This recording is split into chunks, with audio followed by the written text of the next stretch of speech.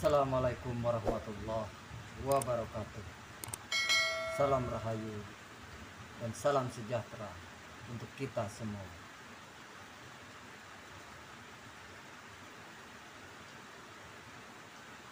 Kita sebagai seorang muslim pasti tahu dua kalimat syahadat. Tapi sekian lamanya, ribuan tahun yang lalu, hanya satu sudut pandang saja tentang dua kalimat syahadat.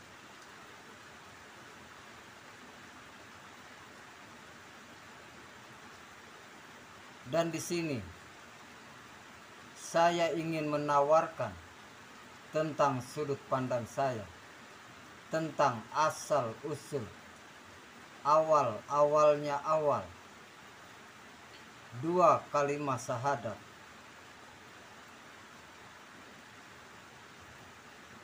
Dari mana dan bagaimana awalnya? Ini tentang saya. Ini tidak tentang orang lain. Ini keimanan pribadi saya, dan ini saya tawarkan sudut pandang saya ini kepada panjenengan.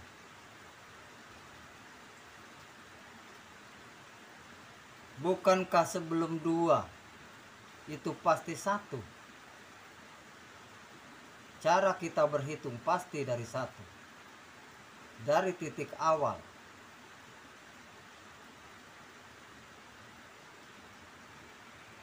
Sebelum ada dua kalimat syahadat, ada dua kata kalimat syahadat. Pastilah sumbernya dari satu. Kenapa begitu? Karena awalnya ketika belum ada apa-apa, belum ada siapa-siapa, bukankah yang ada itu satu, Zat Maha Suci? Belum ada nama apapun dan belum ada nama siapapun di situ.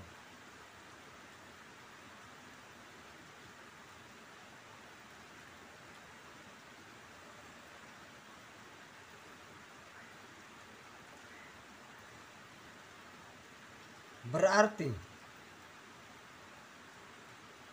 saya ingin menggambarkan asal muasalnya.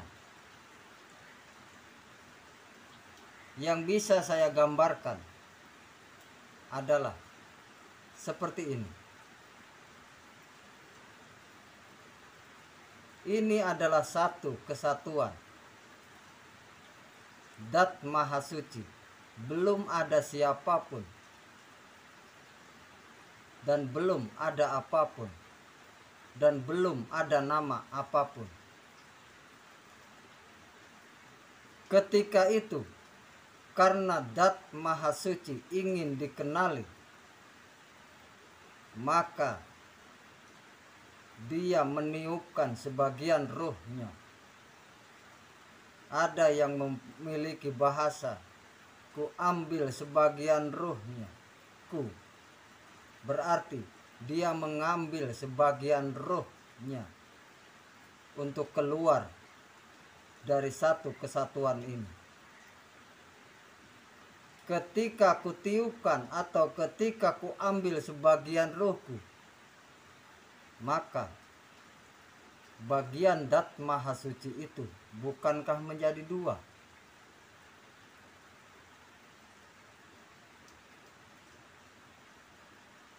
Ada yang mengenal di dalam Islam, yang kita tahu di dalam Islam, ini menjadi Allah dan ini menjadi Nur Muhammad.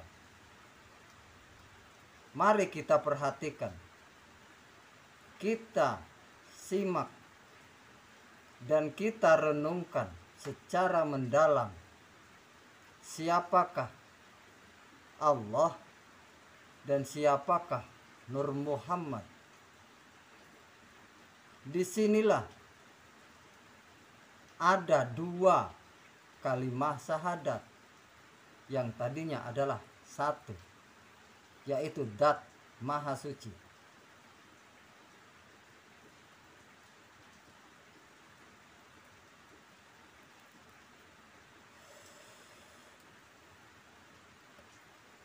Karena dia meniupkan sebagiannya, maka menjadi dua. Allah dan Muhammad bersaksi, asyhadu an la ilaha illallah. Kata Muhammad, dan Allah menjawab, wa ashadu anna Muhammadar Rasulullah. Coba kita perhatikan di sini secara teliti. Siapakah Allah dan siapakah Muhammad? Bukankah Nur Muhammad ini dari sini? Dari yang kita sebut Allah.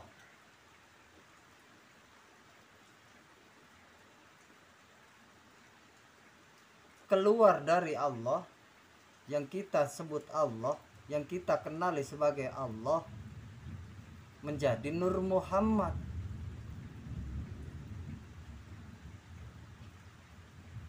Lalu sekarang di mana?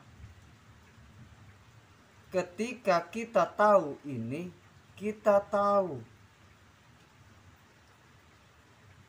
kita dari mana, kita sedang di mana, dan kita akan kembali kemana. Karena kita mengkaji harus dari sini. Ini dalam sudut pandang saya.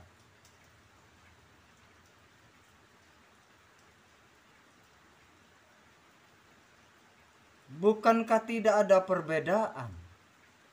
Karena Nur Muhammad ini dari sini, dari Dat Maha Suci yang kita kenali sebagai Allah.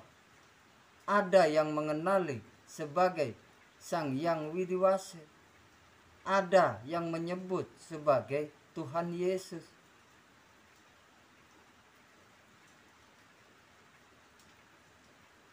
Bukankah seluruh manusia, apapun agamanya, bahkan yang tidak beragama sekalipun, bukankah berawal dari sini? Semuanya bukankah berawal dari sini?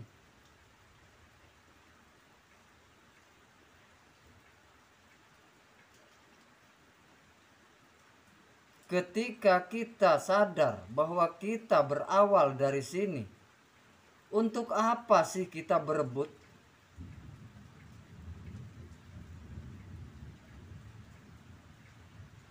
Menyalahkan orang lain, hanya bisa terus-menerus saling menyalahkan. Mari kita kaji di sini. Bukankah kita dari asal usul yang sama? Dan kita ditugaskan itu sama, dengan cara yang berbeda. Karena eranya pun berbeda, maka caranya pun berbeda.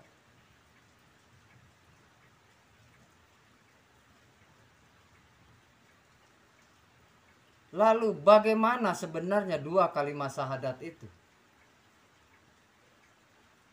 Dalam sudut pandang saya, sangat sederhana.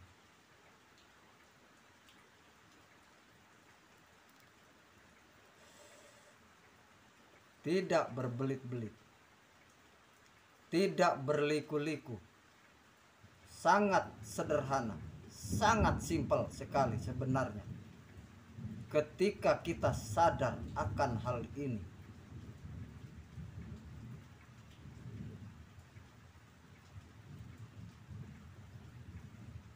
Nah, yang tadinya satu, kemudian berpisah, kemudian mereka bersaksi, asyhadu an la ilaha illallah wa asyhadu anna muhammadar rasulullah. Mereka saling bersaksi, padahal mereka dari asal yang sama. Muhammad adalah bagian dari Allah, dan Allah bagian dari Muhammad. Itulah ada dalil yang berbunyi, al insanu sirri wa anna sirru. Rasa Allah adalah rasa Muhammad, rasa Muhammad adalah rasa Allah. Setelah mereka bersaksi, mereka berpisah. Dan sampai sekarang, sedikit sekali dalam sudut pandang saya yang bisa bersahadat sampai di sini, sampai ke titik ini.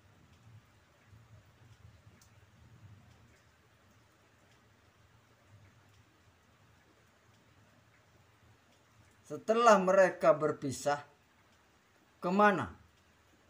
Dan sekarang di mana? Allah itu di mana? Dan Nur Muhammad itu di mana? Allah ini menjadi alam semesta.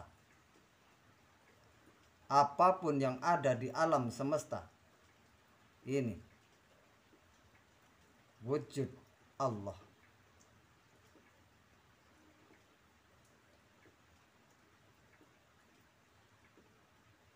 Lalu Nur Muhammad kemana?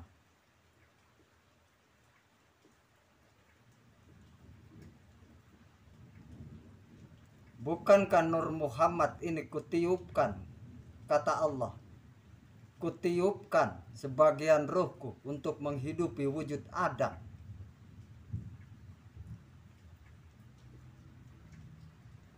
Berarti Nur Muhammad, hakikatnya Muhammad masuk menghidupi wujud Adam. Bukankah wujud Adam itu tercipta dari 4 anasir? Sari-sari air, sari-sari angin, sari-sari api, dan sari-sarinya tanah. Bukankah Allah ini ke alam semesta?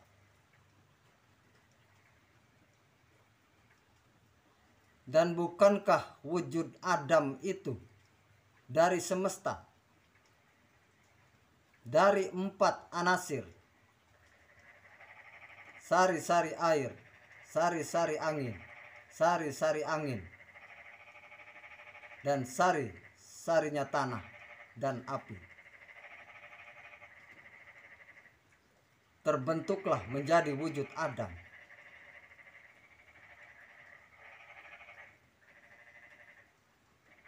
Dan masuklah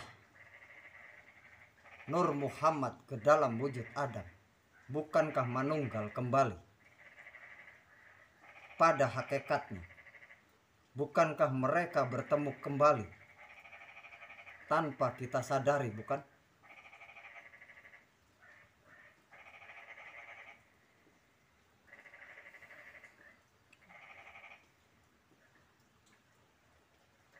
Bukankah sangat sederhana teorinya?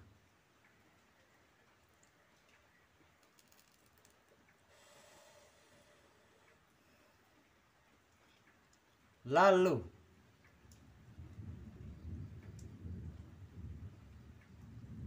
apa wujudnya syahadat?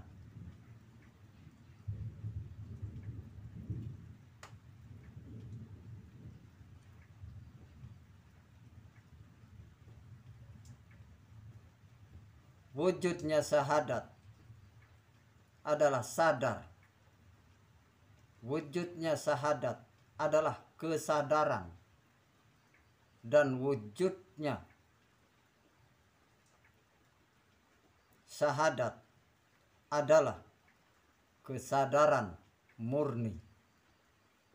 La haula wa la quwata illa billah. Tiada daya dan upayaku melainkan karena Allah.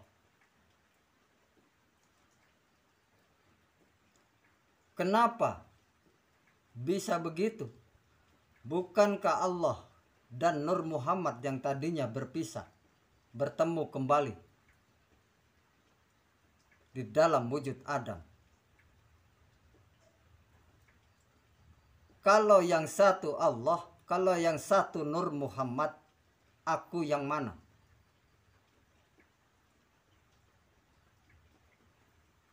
Lalu hamba yang mana? Begitu banyak nama yang mengaku hamba. Yang manakah hamba itu?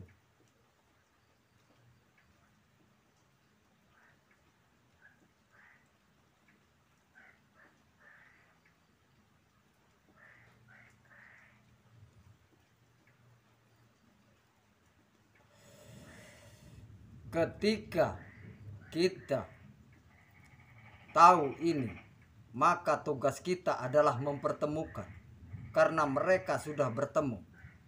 Yang kata Allah, aku dan kamu lebih dekat.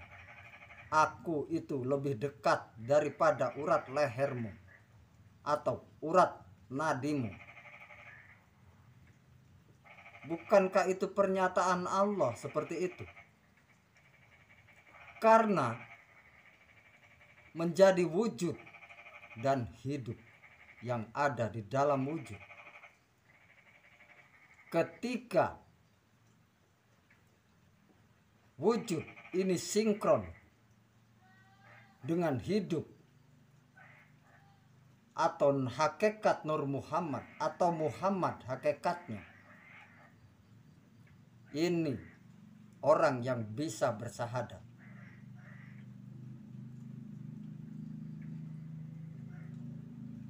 Karena hakikatnya bersahadat itu harus bersaksi. Dan yang namanya bersaksi bukankah harus bertemu?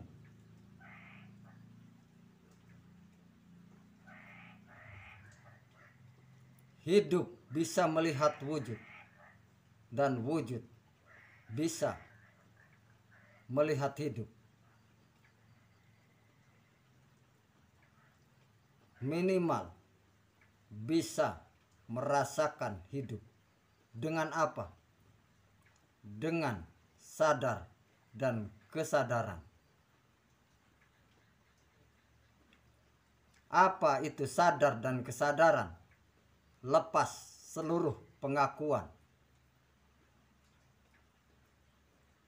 Karena hakikatnya saya itu tidak ada. Hamba itu tidak ada. Hakikatnya syahadat itu lebur. Tidak ada hamba lagi.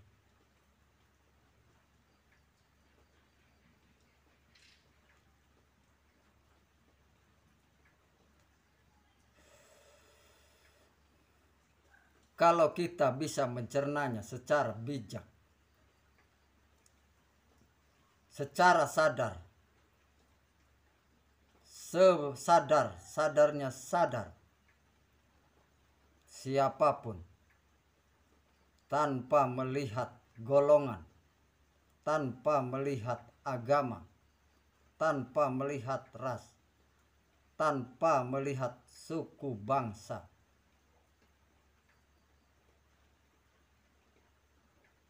ketika orang tersebut bisa mengikuti nurani, tidak pernah melawan nurani, hakikatnya dia bersahadat.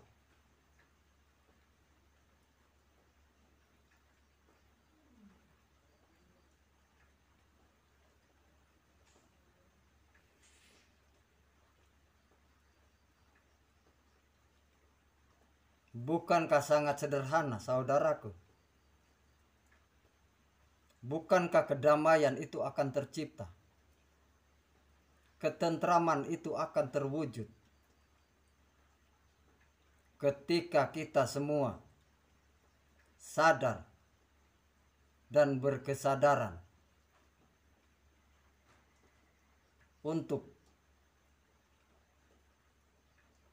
berkesadaran hidup. Karena hidup itu suci.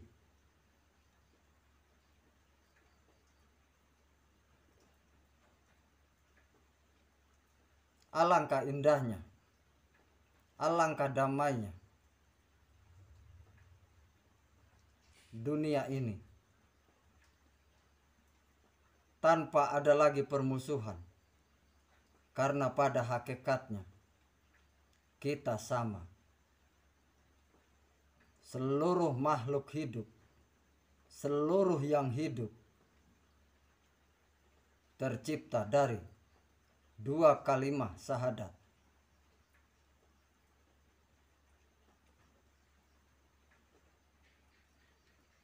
Lalu apa yang akan kita perebutkan?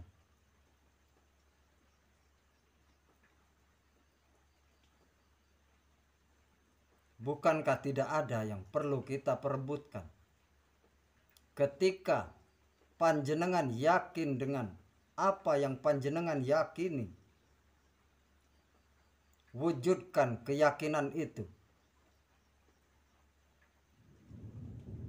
Ketika panjenengan yakin dengan keyakinan tersebut dan bisa mewujudkan keyakinan tersebut tanpa menggesek atau menggosok siapapun, dialah wujud dari rahmatan lil alamin. Berarti panjenengan berada di lingkaran rahmatan lil alamin. Bukankah berarti rahmatan lil alamin itu tidak milik satu kelompok? Siapapun bisa meraihnya. Tidak berdasarkan kelompok, tapi berdasarkan kesadaran murni.